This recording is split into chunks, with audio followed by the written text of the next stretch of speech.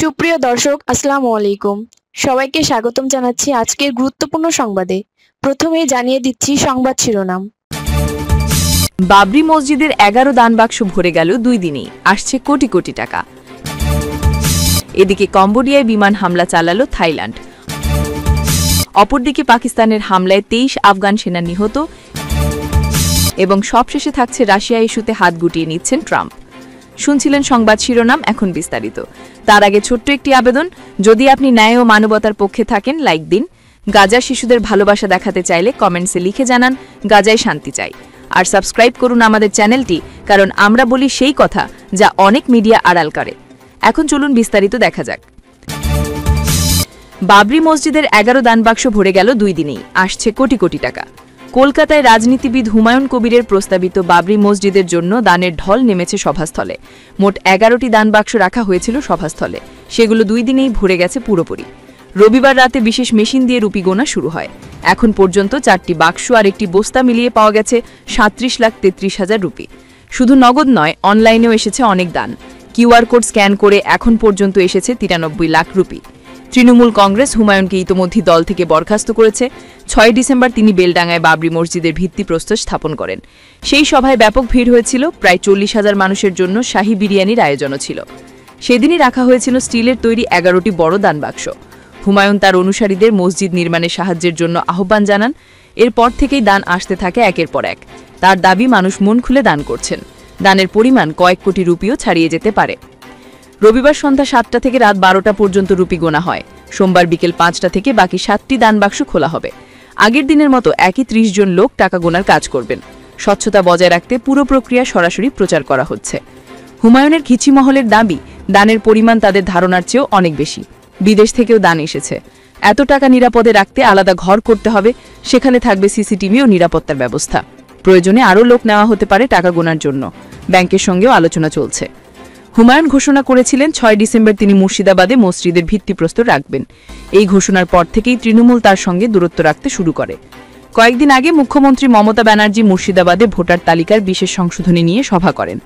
হুমায়ুন সেখানে গেলে সেদিনই জানানো হয় তিনি বরখাস্ত হয়েছেন। ক্ষুব্ধ হুমায়ুন সভাস্থল ছাড়েন এবং জানান 22 ডিসেম্বর নতুন দল করবেন। তিনি বলেন বেলডাঙ্গায় মসজিদ তিনি বানিয়েই ছাড়বেন। তার নতুন দল রাজ্যের আসন্ন নির্বাচনে 135 আসনে লড়বে। এদিকে কম্বোডিয়ায় বিমান হামলা চালালো থাইল্যান্ড। সীমান্ত সংঘাতের জেরে কম্বোডিয়ায় বিমান হামলা চালিয়েছে থাইল্যান্ডের প্রতিরক্ষা বাহিনী। সোমবার লোকাল সময়ের ভোরের দিকেই হামলা চালানো হয়। থাইল্যান্ডের সেনাবাহিনীর আন্তঃবিভাগীয় সংযোগ দপ্তরের ISPR এর প্রধান মেজর জেনারেল উইনথাই সুবাহি স্বাক্ষরিত একটি বিবৃতিতে বলা হয়েছে, কম্বোডিয়ার চং ইন মা পাস এলাকায় দেশটির সেনাবাহিনীর অস্ত্রাগারগুলো লক্ষ্য করে এই অভিযান পরিচালনা করা হয়েছে। এই অস্ত্রাগারগুলোতে মূলত আর্টিলারি ও মোটর মজুত করে কম্বোডীয় বাহিনী এবং সেগুলো ব্যবহার করা হয় থাইল্যান্ডের সেনাবাহিনী ও বেসামরিক নাগরিকদের বিরুদ্ধে। বিবৃতিতে মেজর জেনারেল উইনথাই সুবারি আরও বলেছেন, গতকাল রবিবার কম্বোডীয় সেনাদের হামলায় আমাদের বাহিনীর একজন সেনা নিহত এবং 2 জন আহত হয়েছেন। তারই প্রতিক্রিয়ায় এই অভিযান পরিচালনা করেছে থাই সেনাবাহিনী। এদিকে পৃথক একটি বিবৃতিতে কম্বোডীয় সেনাবাহিনী ISPR জানিয়েছে, সোমবার লোকাল সময় ভোর 5টা 4 মিনিটে কম্বোডিয়া সেনা স্থাপনা ও সেনাবাহিনীকে লক্ষ্য করে হামলা চালিয়েছে থাইল্যান্ডের বিমান বাহিনী। সেনাবাহিনী বিবৃতিতে বলেছে, এটি বিশেষভাবে উল্লেখ্য যে গত কয়েকদিন ধরে সীমান্ত এলাকায় থাই সেনাবাহিনী বিভিন্ন উস্কানিমূলক তৎপরতা চালাচ্ছে। সোমবারের বিমান হামলাও তারই অংশ বলে মনে করছে কম্বোডীয় সেনাবাহিনী। বিমান হামলায় কম্বোডিয়ার কোনো ক্ষয়ক্ষতির কোনো তথ্য এখন পর্যন্ত জানা যায়নি। আগের দিন রবিবার লোকাল সময় দুপুর 12টা 13 মিনিটে সি সাকেত প্রদেশের সীমান্ত লক্ষ্য করে গুলি ছোড়ে কম্বোডীয় সেনাবাহিনী। এতে 2 জন থাই সেনা আহত হন। এই ঘটনার পর পাল্টা জবাব দেয় থাই সেনাবাহিনীও। সংঘাত থামার পরপরই কম্বোডিয়ার সীমান্তবর্তী 4 থাই প্রদেশ বুড়িরাম, সুরিন, সি সাকেত এবং উবন রাকচা থানি থেকে হাজার হাজার মানুষকে নিরাপদ স্থানে সরিয়ে নেয় থাইল্যান্ডের সেনা ও সীমান্তরক্ষী বাহিনী। মার্কিন সংবাদ মাধ্যম CNN এর তথ্য অনুযায়ী কম্বোডিয়ার সীমান্তবর্তী গ্রাম শহরগুলোর 70% মানুষকে নিরাপদ স্থানে সরিয়ে নেওয়া হয়েছে। অপরদিকে পাকিস্তানের হামলায় 23 আফগান সেনা নিহত। পাকিস্তানের সেনাদের গত 2 দিনের হামলায় কমপক্ষে 23 আফগান তালিবান সেনা নিহত হয়েছেন বলে একটি বিশ্বস্ত সূত্র নিশ্চিত করেছে বলে দাবি করেছে সংবাদ মাধ্যমটি। তারা বলেছে, শুক্রবার মধ্যরাতে সীমান্তের জামান সেক্টরে আফগান সেনারা যুদ্ধবিরতি লঙ্ঘন করে প্রথমে ছোট অস্ত্র দিয়ে গুলি করে। এরপর তাৎক্ষণিকভাবে পাকিস্তানের সেনারা জবাব দেয়। প্রথমে হালকা অস্ত্র ব্যবহার করা হয়। প্রায় 45 মিনিট ধরে গোলাগুলি চলে। তালেবান সেনারা যেন পাল্টা জবাব দিতে না পারে সেজন্য পরে ভারী অস্ত্র ময়দান এবং ব্যবহার করা হয়, যার মধ্যে রকেট লঞ্চার, কানন এবং গুলির ভারী অস্ত্র ছিল। এই হামলায় আফগান তালেবান সেনাদের 3টি সীমান্ত চৌকি সম্পূর্ণ ধ্বংস হয়ে যায়। একটি সূত্র বলেছে, সাধারণ আফগান জনগণ যেন ক্ষতিগ্রস্ত না হয় সেজন্য নির্ভুল অস্ত্র ব্যবহার করা হয়েছে। প্রথম হামলার পর আফগান সেনারা জনবহুল এলাকায় চলে যায় বলে দাবি করেছে সূত্রগুলো। এরপর সেখান থেকে তারা আবার গুলি ছোড়ে। এর জবাবে ওই জনবহুল এলাকাতেও ভারী অস্ত্র ব্যবহার করে হামলা করেছে থাই। এবং সবশেষে থাকছে রাশিয়া ইস্যুতে হাত গুটিয়ে নিচ্ছেন ট্রাম্প। মার্কিন জাতীয় নিরাপত্তা কৌশলের দথিতে প্রেসিডেন্ট ডোনাল্ড ট্রাম্প ইউরোপকে সতর্ক করে বলেছেন, পশ্চিমী পরিচয় হারিয়ে বসবে তারা যদি না ভুল শুধরে নেয়।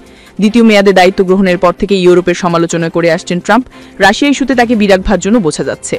জাতিসংঘে ট্রাম্প পশ্চিম ইউরোপের অভিবাসন ও পরিচ্ছন্ন আইনজীন নিয়ে কঠোর সমালোচনা করেছিলেন। এবার প্রকাশিত নথিতেও সরাসরি সতর্ক করে বসেছেন। তবে এর মাঝেই আরও বড় দাবি এনেছেন মার্কিন ইউরোপীয় ইউনিয়ন বিষয়ক উপদেষ্টা গর্ডন সানল্যান্ড। সাবেক কি উপদেষ্টা জানিয়েছেন, ইউরোপের ঝামেলা নিজের মাথায় নিতে চান না ট্রাম্প। মার্কিন রাষ্ট্রপতি মনে করেন ইউক্রেন ইস্যু ইউরোপের ঝামেলা, তাই এটি সমাধানে ইউরোপের সামনে আসা জরুরি। মার্কিন সেনাকে সামনে ঠেলা নিয়েও নাকি ট্রাম্প অসন্তুষ্ট প্রকাশ করেছেন। বিবিসি রেডিও 4কে সানল্যান্ড বলেন, ইউরোপ সহযোগিতা ও সমর্থন দিতে পারে, কিন্তু সামনের সারিতে থাকা উচিত ইউরোপের। ট্রাম্প আসলে সেদিকে ইঙ্গিত করছেন। সানল্যান্ড বলেন, ট্রাম্প রাশিয়ার সঙ্গে যেভাবে 3 দশক ধরে ব্যবসা ডিপ্লোমেসি পরিচালিত হয়েছে তার পুনরাবৃত্তি চান না। তার ভাষায় আগের নিয়মে চললে মার্কিন সেনাকেই রাশিয়ার সঙ্গে সরাসরি আলোচনা, চাপ এবং প্রয়োজন পড়লে পুতিনকে হুমকি দেওয়ার ভূমিকা নিতে হতো, এবং এসব ব্যর্থ হলে মার্কিন সেনাই সংঘাতে জড়াত। ইউরোপ শুধু দেখত। এটাই ট্রাম্প এবার এড়িয়ে চলতে চান। কদিন আগে ট্রাম্প প্রশাসনের নথিতে রাশিয়ার ইউক্রেন আক্রমণের প্রসঙ্গ করা হয়েছে। সেখানে বলা হয়েছে, রাশিয়ার সঙ্গে ইউরোপের সম্পর্ক নিয়ে ইউরোপে আত্মবিশ্বাসের অভাব রয়েছে। ইউরোপের সঙ্গে রাশিয়ার সম্পর্ক পরিচালনায় মার্কিন সেনাকে গুরুত্বপূর্ণভাবে জড়িত থাকতে হবে বলে নথিতে বলা হয়েছে।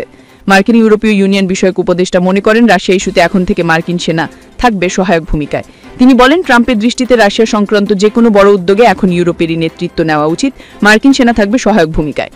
এদিকে ইউক্রেনের প্রেসিডেন্ট ভলোদিমির জেলেন্সকি নিয়ে হতাশা প্রকাশ করেছেন ট্রাম্প। ইউক্রেন সংঘাত সমাধানের জন্য মার্কিন প্রশাসন যে খসড়া শান্তি প্রস্তাব প্রস্তুত করেছে সেটা এখনো জেলেন্সকি পড়ে দেখেননি।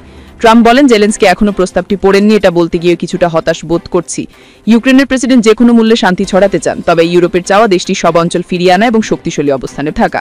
যদিও পুতিন এসবের বিরোধী, ট্রাম্পের প্রস্তাবিত চুক্তি নিয়ে আলোচনা করতে আপাতত লন্ডনে আছেন জেলেন্সকি।